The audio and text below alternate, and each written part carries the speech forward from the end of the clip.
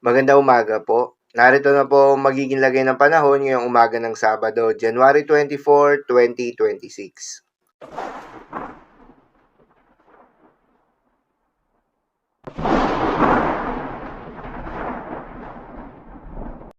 Sa kasalukuyan na tayo sa pag-asa, Northeast Monsoon o Hanging Amihan ang patuloy na nakakaapekto sa buong Luzon at malaking bahagi ng Visayas. Habang muling umiiral naman itong shearline o yung banggaan ng malamig na Northeast Monsoon at mainit na easterlies at nakakaapekto naman sa ilang bahagi ng Mindanao.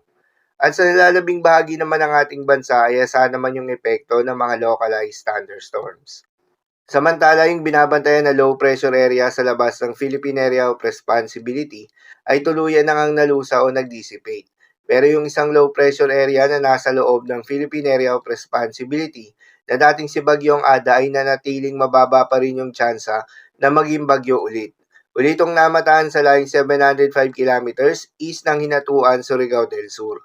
Base sa datos ng Pag-asa, posibleng muling lumapit ito sa ating kalupaan, particular na sa may Eastern Mindanao, pero asahan na malulusaw na rin ito sa mga susunod na araw o maging bahagi na lamang ng shearline.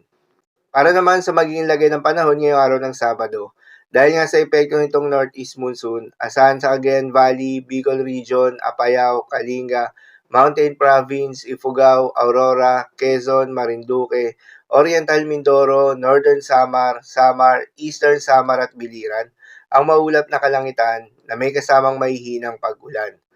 Habang sa Dinagat Island, Surigao del Norte, Surigao del Sur, Davao Oriental at nalalabing bahagi ng Eastern Visayas ay asahan naman yung maulap na kalangitan na may kalat-kalat na mga pag-ulan at isolated thunderstorms. Posible ang mga pagbaha o pagguho ng lupa due to moderate to at times heavy rains. Habang sa nalalabing bahagi ng Mindanao ay asahan naman yung bahagyang maulap hanggang sa maulap na kalangitan na may kalat-kalat na mga pagulan o thunderstorms na dulot ng mga localized thunderstorms.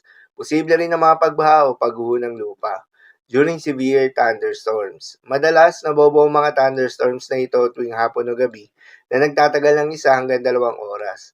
Kaya naman ingat sa mga posibleng banta ng pagbaha at pagguho ng lupa, lalong-lalo na sa mga lugar na inuulan na noong mga nakaraang araw pa. Para naman sa Metro Manila at nalalabing bahagi pa ng ating bansa, ay asahan yung bahagyang maulap hanggang sa maulap na kalangitan na may kalat-kalat na mga mahihinang pagulan na dulot ng Northeast Monsoon. Para naman sa magiging lagay ng mga dagat baybayin, ayon sa Pag-asa ay may nakataas pa rin tayo ng gale warning sa mga seaboards ng Catanduanes, Northern Samar, Eastern Samar, Dinagat Island, Surigao del Norte at Surigao del Sur. Kapag ganitong may gale warning, pinapayuhan ng ating mga kababayang mangingisda at yung may mga maliliit na sasakyang pandagat na huwag munang pumalaot sa mga nasabing seaboards dahil inaasahan yung maalon hanggang sa napakaalon na karagatan. Iba yung pag-iingat naman sa mga papalaot sa nalalabing seaboards ng ating bansa dahil inaasahan naman yung katamtaman hanggang sa maalon na karagatan.